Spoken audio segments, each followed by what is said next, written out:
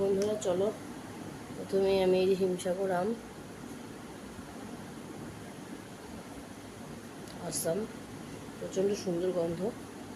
আম গোছানো দিয়ে শুরু করলাম।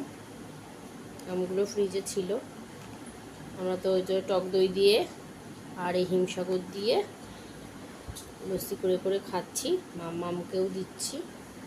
তো ভাবছিলাম এবার হিমসাগর উঠবে না বা আমের ফলন কম হবে, তো দেখলাম না, প্রচুরই হয়েছে।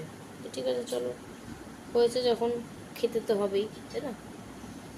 জাস্ট কথা হবে না কোনো হিমসাগরের। ভাই হিমসাগর হিমসাগর আমার তো, যারা হিমসাগর খাও অবশ্যই কিন্তু আমাকে কমেন্টস করো যে হ্যাঁ আমরাও হিমসাগর লাভার্স। চিকেন লাভার্সের মতো আমি তো হিমসাগর লাভার্স ভাই, ছোটো থেকে, যবে থেকে আমি আম খাওয়া শিখেছি হিমসাগর। তুমি আমাকে যতই অন্যরকম আম কেটে যাই করে দাও না কেন, আমি কিন্তু হিমসাগর ছাড়া আর খাবো না। তো আমার এক মামার গাছের আমও আছে এখানে। মামা সবাইকে প্রচুর আম দিয়েছে এবছর। চলো এবার আমটা খালি করলাম, এই যে ঝুড়িতে আম।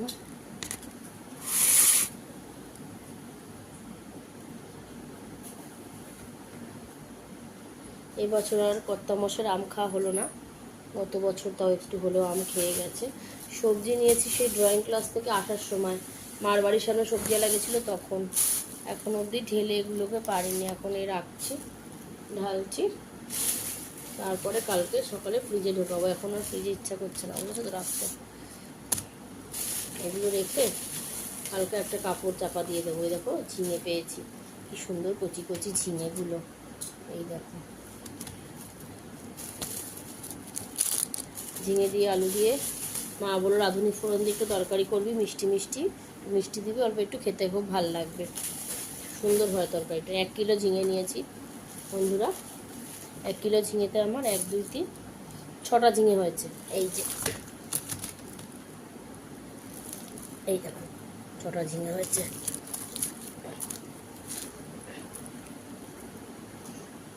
সেটা একটা বড় ভিডিও করতে পারতাম, বারবার কেটে কেটে করতে হবে। যাই হোক, চলো। এরপরে যে ওলের ডেকো নিয়েছি,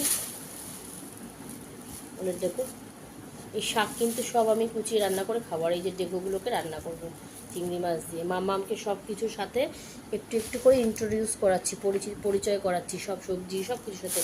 আলু তো আর দেখানোর কিছু নেই, আলুটার মধ্যেই থাকে। এই যে আলু আর কি দেখাবো।